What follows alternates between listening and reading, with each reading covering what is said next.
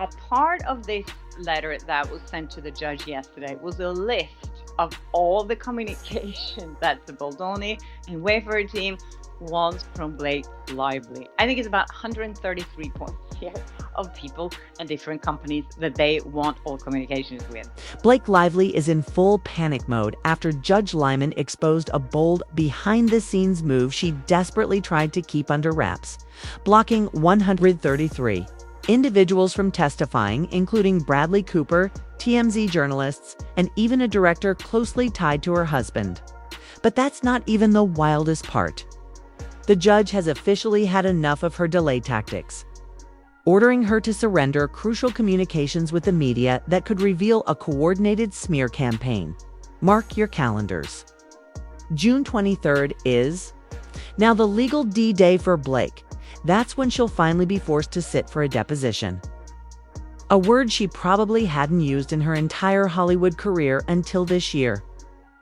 Now it's scrawled in bold red ink on every whiteboard in her legal team's war room, circled, highlighted, and underlined with pure panic. This isn't some minor PR hiccup. Blake's caught in a high-stakes defamation lawsuit filed by director Justin Baldoni. Though parts of the case were initially dismissed, Baldoni returned with renewed focus and sharper legal precision. And you really can't fault him for that. Meanwhile, Blake's legal squad has been obsessively trying to control every narrative thread, scrutinizing every document, email, and text like it holds the key to salvation. But it's all backfiring. Each attempt to spin the story is ricocheting, straight back smashing into her flawless red carpet-ready image. It is so crazy to me that she filed a lawsuit accusing someone of all these things, and then she refused to show the evidence that it actually happened. Let's talk about Blake Lively's so-called legal strategy, or more accurately, the Olympic-level mental gymnastics she's pulling. Her latest amended filings didn't just backfire, they set off a legal firestorm and dragged her bestie, Taylor Swift, right into the courtroom spotlight. Yes, really. Blake actually submitted official paperwork naming Taylor as someone with key knowledge about everything from the on-set environment to creative decisions, and even the alleged smear campaign that's now the centerpiece of this lawsuit. But here's where it gets downright absurd. After putting Taylor's name in the mix and essentially waving a flag that says she knows everything, Blake then turned around and pleaded with the court for a protective order to keep those exact communications sealed and hidden from the public. That's right. She opened the door, invited the scrutiny in, and now she's trying to slam it shut before anyone can peek inside. Wait, what? She said that Taylor knew relevant information about misconduct on the set and was able to provide information about emotional distress and the damage that it caused to her. You can't just throw someone's name into a lawsuit and then act clueless when the other side wants answers, especially not when you've spent years parading that person around like a badge of honor at every promo event. But that's exactly what Blake Lively's team is trying to pull. They argued that her text messages with Taylor Swift are irrelevant. Seriously? Let's rewind. Blake herself claimed Taylor was right there with her shoulder to shoulder through the entire ordeal. So which is it? Were those moments real? Or is this just another carefully crafted performance? Because you can't have it both ways. If Taylor was that involved, her messages matter. And if she wasn't, then Blake's been selling a story. Either way, something doesn't add up hand. The court isn't buying the Selective Memory Act. This isn't Gossip Girl, Blake. The drama's real now, and the cameras don't stop rolling when it gets inconvenient. And there's a lot of talk about these text messages between Blake Lively and Taylor Swift. Blake Lively is still refusing to show them to Brian Friedman and Justin Baldoni's team. And here's where things spiral into full-blown chaos. Wayfair wasn't having any of Blake's theatrics. They came armed with receipts, emails, timelines, hard proof. They laid it all out, showing that Blake conveniently amended her disclosures. After the media spotlight started heating up around the case, that alone raised eyebrows. But then it got even shadier. Instead of following through on a scheduled meet and confer, Call with Wayfair's legal team standard protocol in these situations, Blake's team abruptly pulled the plug and rushed to file a protective order instead. That's not strategy. That's straight-up panic mode. Judge Lyman took one look at the mess and essentially said, "Do you think I'm stupid?" Because it's clear Blake was hoping the court would, just by the act, wave it through and not ask questions. Spoiler, they're asking questions and they're not amused. So Brian Friedman's big argument for seeing those text messages is that he thinks that in those messages, there are communications where the two of them are talking about what's going on the set of It Ends With Us. And speaking of performances, let's talk about Blake Lively's most dramatic act yet, the evidence blackout. Brian Friedman, attorney for Justin Baldone, just dropped a bombshell, a 78-page document meticulously detailing all the materials Blake is outright refusing to hand over, front and center. The now infamous text messages between her and Taylor Swift. Yep, the very messages Blake swore would never see the light of day. Her excuse: he's already seen them. Seriously? 'Cause Baldona's legal team and Taylor's own reps have both clearly stated that not a single one of those messages was ever shared. So now we're trapped in this bizarre legal theater where Blake is claiming the other side has access to evidence that they're flat out saying they've never received. And somehow she expects that to stand up in federal court. That's not a defense. That's gaslighting with a spotlight and a fog machine. Her narrative is collapsing under its own weight. And the irony? It's all directly at odds with the glowing public story she's told for months. Remember when she gushed in interviews about how Taylor stood by her through the chaos of filming It Ends With Us? About how they leaned on each other during that toxic storm?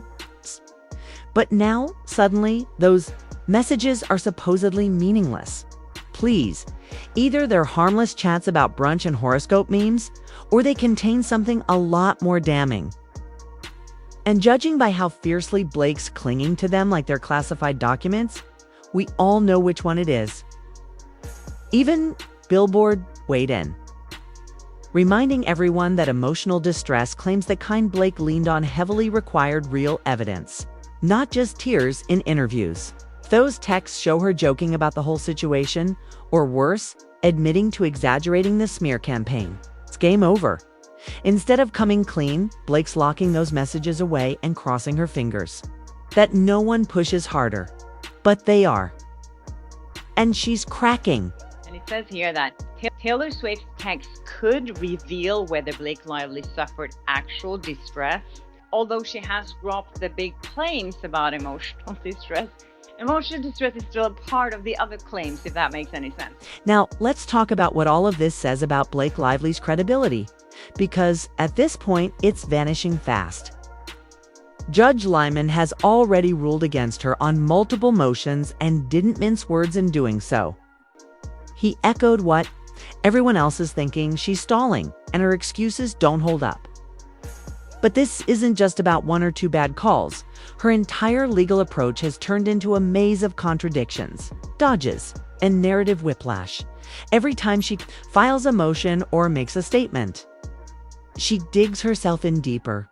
This isn't how someone behaves when they have nothing to hide.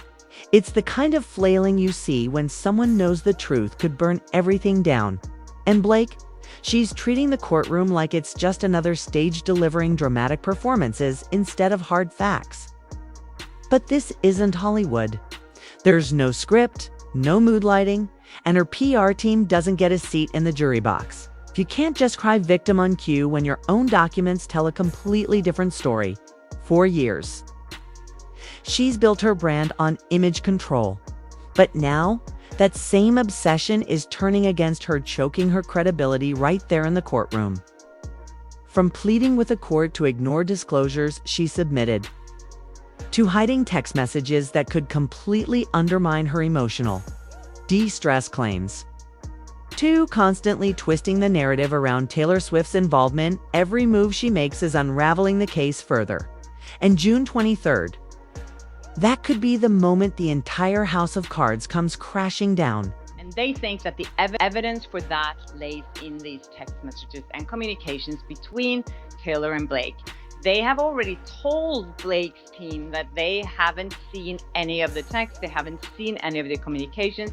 Because when Blake Lively finally sits down under oath with the weight of perjury looming over every word, there won't be any PR spin or publicist-crafted statements to rescue her. No carefully filtered Instagram posts, no choreographed apologies, just the cold, hard truth. Every lie, every contradiction, every conveniently missing receipt is going to resurface in this time. There's no script to hide behind. For someone who's spent years projecting an image of being untouchable, this is the moment reality hits. The courtroom doesn't care about her red carpet elegance or her curated persona. It cares about facts, cares about evidence, okay? And right now, all the evidence is pointing in one direction. Blake Lively isn't being honest. The clock is ticking. Blake Lively is terrified to show this, and to me that says that she knows there's something in there that they can use, and that's why she's refusing to show it to them. If you thought Blake Lively dragging Taylor Swift into this lawsuit was bad, buckle up, because that was just the warm-up act. Let's talk about the 133 individuals and entities Blake is desperately trying to keep hidden.